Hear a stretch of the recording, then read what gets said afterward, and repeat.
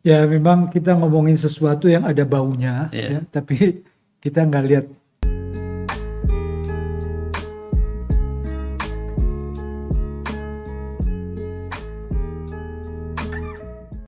Kang Pohan, ini mengenai Joko Chandra cukup eksplosif karena banyak oknum atau orang-orang yang terlibat. Yang keanehannya cukup ekstrim menurut kita yang memonitor atau mendengar, bahkan menyaksikan. Sebelumnya ada kebakaran lah di kejaksaan ya, yang memang lucu juga ya kalau kata kita yang publik kok bisa kebakaran menyerahkan orang yang ngerokok di situ. Dan itu ada berdekatan dengan kejadian Joko Chandra kalau tidak salah, atau kasus-kasus lainnya yang kita anggap kok bisa ya, kalau di Amerika tuh kejaksaan ya Pak, Supreme Court bukan ya, Department of Justice. Department of Justice dibakar gitu, kata orang sudah bilang diduruk Pak sama orang yang ngerokok. Kalau di Amerika masuk aja susah. Masuk susah gitu. Ini kenapa kita perlu ketahui juga, ini hal-hal yang memang menjadi keanehan nih. Kasus Joko Chandra banyak melibatkan kepolisian, kejaksaan, yang kasusnya dilakukan tugas kejaksaan itu seolah-olah siapa orang-orang di belakang ini, begitu powerful kah seorang Joko Chandra ini sehingga cukup bisa mendikte pada penegak hukum dan melibatkan banyak oknum. Salah satunya sebut saja Pinangki. Nah ini kami tidak habis mengerti kadang-kadang. Begitu ruwetkah kasus-kasus yang akan bisa terjadi dan memang endingnya seperti Joko Chandra itu. Kira-kira gimana Kang Pohan? Ya memang kita ngomongin sesuatu yang ada baunya, Iya. ya, tapi kita nggak lihat faktanya, ya. Iya. Jadi saya cuma tahu baunya ada nih, Iya. ya. Kan ini sangat menyedihkan, ya. Satu pihak Jaksa Agung yang sekarang Iya. punya program untuk bagaimana mengeksekusi putusan-putusan yang sudah lama belum dieksekusi. Mhm. Salah satunya kasus Pak Joko Chandra yang belum dieksekusi. Iya. Tetapi bekerja sama dengan orang kejaksaan, Iya. dengan kepolisian juga, Iya. beberapa polisi terlibat untuk bagaimana mengatur supaya tidak dieksekusi. Jadi ini ironis. Mhm. Kemudian ketika ini terungkap, orang bertanya, untuk upaya semacam ini melibatkan Joko Chandra kan bukan cuma pengusaha biasa. Iya. Beliau konglomerat, tapi juga beliau seorang politisi. Jangan salah ya, kita mesti ingat bahwa Joko Chandra adalah politisi senior. Ini bukan orang sembarangan gitu ya. Sehingga susah untuk bisa Nah, di kemudian ada kasus Bu Pinangki itu Iya. yang sanksinya tiba-tiba menjadi ya, ringan, ya. dan salah satu alasannya kita agak terkaget-kaget karena alasannya Ibu Pinangki perempuan dan punya anak. Itu klasik ya, seorang perempuan punya anak wajar saja saya Ya, pikir. kan kita sudah punya contoh koruptor lainnya. Iya. Siapa bekas ratu, Terus gubernur. bukan Miss Indonesia, siapa dari Manado? Oh iya, ya dicopot tuh ya karena kasus ya. Kan beliau punya anak juga, ya kan? Ya mungkin Perempuan juga. Tapi hukumannya berat gitu. karena memang Pinangki bekerja sebagai pejabat negara, jadi Orang mencurigai kan Iya. bahwa ada ya pihak lain Iya, yang iya. terlibat, dan sehingga ini dalam rangka untuk agar, jadi kalau disebut sudah selesai tadi belum selesai sebetulnya. bisakah kita menggunakan kata bahwa kita masih pesimis mengenai hal-hal seperti ini? Karena kalau misalnya akan muncul lagi yang memang mungkin salah satu Joko Chandra yang ini akan banyak. Nah, pesimisme ini apakah tetap harus kita lawan dengan optimisme atau memang ya itulah kenyataan kita sebagai orang-orang yang paham hukum atau yang harus mengetahui hukum, jadi trustnya akan pudar dari masa ke masa untuk, sehingga apa yang saya katakan tadi ya nanti juga hilang, nanti juga akan diatur dan dampak seperti ini nggak usah dipikirin, tidak akan mempengaruhi kondisi negara atau Saya seperti kira apa nih kebingungan? hal semacam ini adalah pelajaran buruk buat generasi muda, ya. Kan generasi muda kita mengharapkan kita berubah, ya. Ya, Nah, kalau generasi muda kita dipaparkan oleh hal-hal semacam ini, kita takut menjadi kayak kita juga, ya. Artinya terbiasa juga, Ya. ya, dengan keadaan-keadaan yang koruptif itu. Nah, oleh karena itu seharusnya kan peran DPR, ya. ya. Sedikit ini sebagai pengajar, kira-kira mahasiswa sekarang ini mereka punya pandangan seperti apa ketika mereka sekolah di Fakultas Hukum dengan keadaan seperti ini? Ada satu judgement tersendiri mengenai keadaan negara ini? Eh, Semula saya berharap bahwa mahasiswa sekarang punya pemikiran baru, Ya. tetapi belakangan saya melihat bahwa jangan-jangan kita cuma mengulangi nih sejarah, ya, karena apa idealisme yang di kampus gitu, ketika dia bekerja keluar, kemudian dia dipaksa untuk melihat realita dan selalu diajarkan bahwa teori berbeda dengan fakta, dengan kenyataan. Jadi idealisme kampus itu bisa aja fade away, jadi luntur ketika Betul. tadi ada sistem ini memang memaksa mereka dan dipaksa oleh sistem ini. Kalau luntur itu pelan-pelan, ini hilang segera. Jadi anti luntur udah nggak laku Jadi, nih. begitu dia keluar, begitu dia memasuki dunia kerja, hari pertama dia kerja, itu jangan-jangan pelajarannya adalah teori tidak sama dengan kenyataan. Nah, ini yang celaka ini. Jadi corporate culture-nya memang Bagaimana membangun corporate culture yang non koruptif. non-koruptif. Baik, ini ada undang-undang tipikor yang baru bahwa sektor swasta dimasukkan ke dalam undang-undang tersebut. Apa kendala yang terjadi dan kelebihan apa yang terdapat dalam undang-undang tersebut sehingga aparat dipermudah menangani kasus-kasus yang baru atau kasus lama? Jadi begini, kalau persoalan private sector, ya, Ya. ada studi yang mengatakan bahwa korupsi kan jadi beban ekonomi. Ya. Nah, ternyata katanya menurut studi itu korupsi di sektor swasta itu juga sama jadi beban ekonomi. Dan nilainya itu juga sangat fantastis.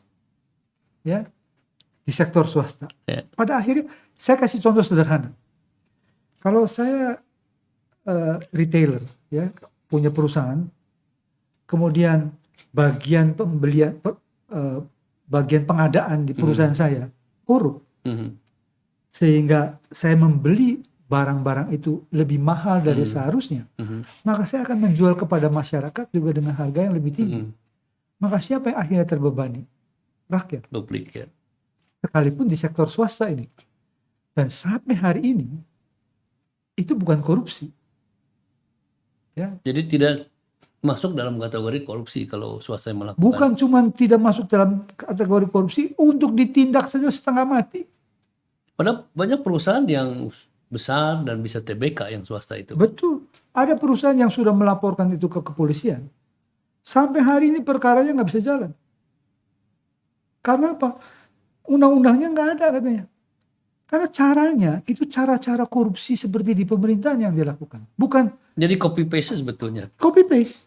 Bukan misalnya harga 10 perak sama saya naikin 15 perak. Enggak. Persis seperti di pemerintahan.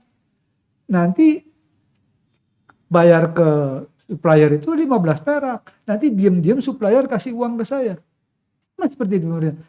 Nah, ketika dibawa ke ranah hukum, apa itu katanya? Apakah memang mutlak ketika undang-undangnya belum ada polisi bisa menolak seperti itu? Jangan sampai dengan mencuri. Oh.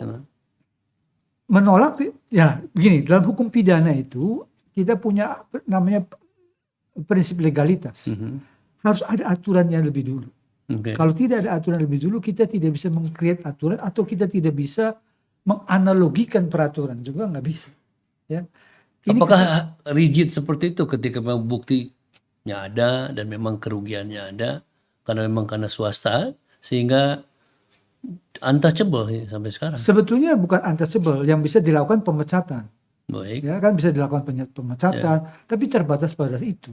Dan ini kan tidak dianggap oleh perusahaan swasta tidak mencerahkan. Nah ini private sector ini sebetulnya PBB sudah mengingatkan sudah di dalam UNCAC, ya United Nations Convention Against Corruption, sudah ada itu.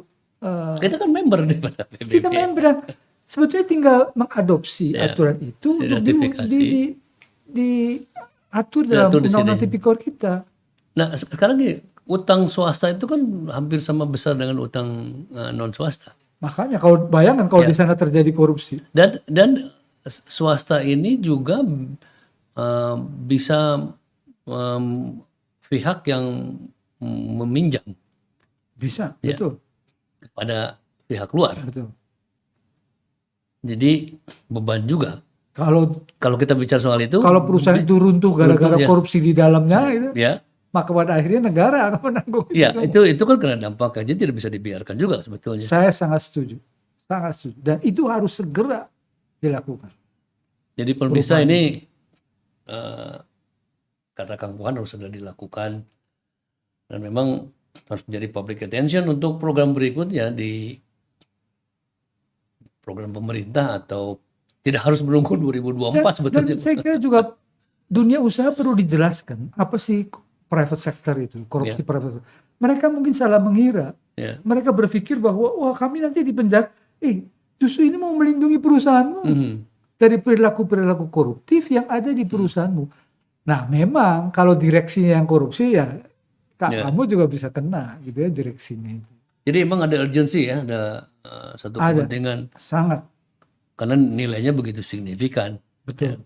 Dan itu ikut menjadi beban negara, ikut merugikan masyarakat. Ya utang kita udah bejibun ya Kang. Jadi ya swasta ya non swasta. Luar biasa ini.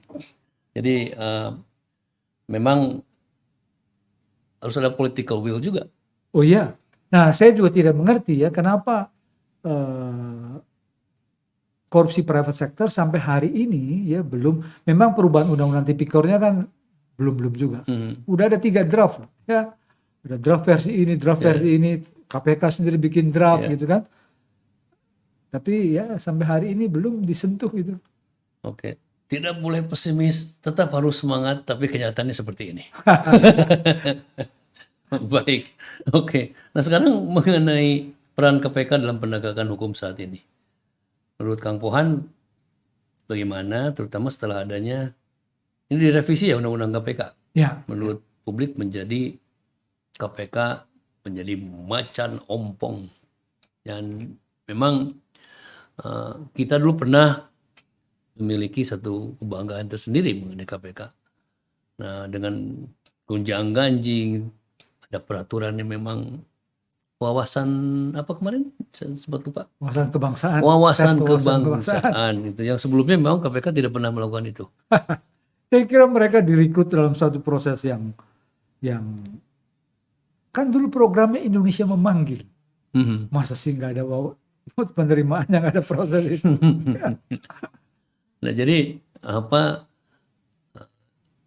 kondite KPK sendiri memang pada saat ini kalau dinilai ratingnya udah mulai turunkah, bisakah dibilang seperti itu?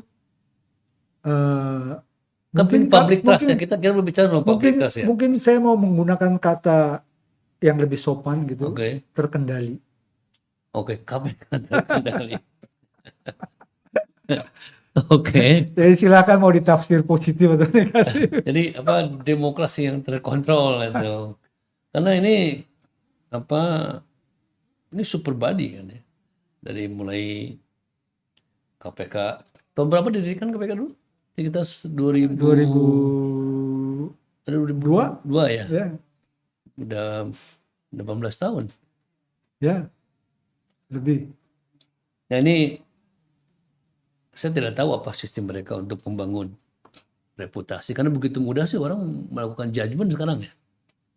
Dengan berita, dengan kenyataan yang ada, gonjang-ganjing, demo kiri kanan.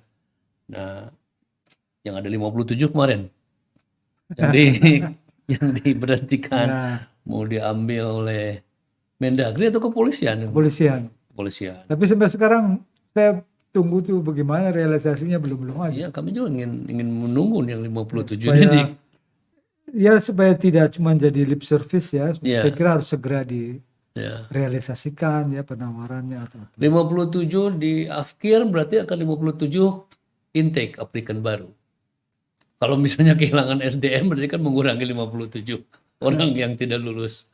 Nah, jadi Ketua KPK ini ada curiosity, ini kita keingin tahuan karena memang KPK milik publik ya. Betul, dan kita berharap banyak sebetulnya ya kan. Ya. Kita akan berharap banyak pada lembaga itu. Kita berharap lembaga ini bisa mempercepat pemberantasan korupsi ya, tetapi banyak gangguan kelihatannya dalam perjalanan. Ya, ini KPK penggantiannya berapa tahun sekali ya? 5. 5. Ini tahun yang ini baru nih KPK terbaru ini. Ya, ini baru tahun kedua ya saya kira. Ya, kita harapkan memang bisa mengawal. Baik, untuk pembahasan berikutnya yang lebih jauh kita nikmati dulu kopi Bumi Pariangan, Pak. Adrenalin kita harus sedikit naik nih. Korupsi adalah Kita mesti minum yang pahit-pahit. pahit. Karena bang, yang kita ngomongin yang pahit semua. Super pahit. Masalah korupsi tidak lepas daripada kebijakan, Kang Pohan. Apakah kebijakan yang sudah ada ini memang cukup baik dan tidak dilakukan oleh law enforcement-nya, atau memang kebijakannya memang gray area? Kira-kira menurut Kang Pohan seperti apa? Sehingga orang bisa bermain di kebijakan, di aturan yang sifatnya ada di quote-unquote didesain sebelumnya, atau memang sudah ajak, tapi seajak apapun tetap bisa ada exit untuk melakukan tindakan perbuatan melawan hukum, korupsi, apapun yang sifatnya mereka bisa lakukan sekehendak dan kerugiannya cukup fenomenal. Ya, saya lihatnya ada dua hal ya. Pertama adalah apakah korupsi terjadi karena memang ada kebijakan-kebijakan yang membuka kesempatan itu. Ya. Ada window opportunity. Iya, ada window opportunity-nya kan. Salah satu teorinya juga opportunity theory. Iya. Itu ada karena ada opportunity-nya. Ya, baik. Dan yang kedua adalah apakah juga ada kebijakan penegakan yang juga membuat koruptor menjadi lebih longgar. Yang pertama adalah pada hemat saya, kita ini semua tahu bahwa politik di Indonesia membutuhkan banyak dana. Dan kita juga tahu bahwa sumber-sumber dana itu tidak berasal dari masyarakat. Walaupun ada aturannya bahwa ketika mereka ada donasi, Harus dicatat. ada pendaftaran kekayaan. Ya, justru karena aturan itulah, ya, aturan itu kan memaksa harus ada sumber yang lain, ya kan? Okay. Karena aturan itu kan membatasi, sehingga harus dicari sumber-sumber lain. Sumber-sumber lain ini jangan-jangan semua partai politik ya, jangan-jangan ya. Saya terus terang tidak punya bukti, tetapi jangan-jangan semua partai politik memanfaatkan peluang itu. Nah, ini barangkali salah satu, kalau kita bicara ada kebijakan yang mungkin menjadi faktor kriminogen terhadap tindak pidana korupsi. Yang kedua terkait dengan penegakan. Nah, ini menurut saya ada hubungannya nih, ya kan? Karena apa? Kan perubahan undang-undang KPK misalnya. Itu kan orang berdebat, kata pemerintah, kata DPR, itu memperkuat. Kata masyarakat, kata perguruan tinggi, itu melemahkan. Mana yang benar? Menurut saya yang benar adalah yang melemahkan. Ya. Kenapa melemahkan? Apakah memang komitmen pemerintah berkurang dalam pemberantasan korupsi? Kalau kita bilang komitmennya berkurang, kenapa mesti berkurang? Bukankah pemerintah seharusnya komitmennya kuat karena pemerintah ingin investasi masuk? Ya. Tapi saya melihatnya barangkali jangan-jangan itu realitas politik ya yang memaksa jadi komitmennya Jadi komitmen seperti itu. itu gitu ya. Jadi kadang-kadang tidak bisa dijadikan satu koridor atau ketetapan bahwa kebijakan sudah baik atau kebijakan kurang baik. Karena memang itu tetap ada Ya, window Ya. opportunity yang untuk bisa mereka melakukan, ya, sehingga kekuatan itu digunakan. Kebijakan yang memang sudah kuat bisa digunakan ya, dengan cara yang baik atau tidak baik. ya, Atau memang kebijakannya very gray, sehingga memang akhir-akhir ini sering terdengar kata oligarki seperti, walaupun itu bisa dibilang fakta ataupun hal yang dirasakan, sehingga karena mereka bermain di wilayah itu, di wilayah karena kebijakan itu ada toolsnya, alat mereka untuk bisa melakukan kira-kira gini. ini hal yang Kalau dalam realita kan seperti tadi dalam kasus misalnya Joko Chandra pertanyaan masyarakat kok tidak menjadi pertanyaan DPR. Seharusnya kan pertanyaan masyarakat harusnya menjadi karena pertanyaan mereka wakil rakyat. Karena wakil rakyat dan dia punya alat untuk bisa mengajukan pertanyaan-pertanyaan itu. Nah, yaitu karena menurut saya salah satunya adalah karena dukungan terhadap pemerintah yang sangat kuat dari partai-partai politik ya. Itu fakta dan kenyataan pada saat Itu ini. faktanya. Ya. Lantas apakah itu oligarki atau bukan? Saya kurang paham juga karena itu di luar bidang saya. Tapi silakan dibaca sendiri gitu. Tapi itu salah satu realitas karena dukungan terhadap pemerintah yang begitu kuat yang menyebabkan pengawasan sepertinya melemah. Gitu.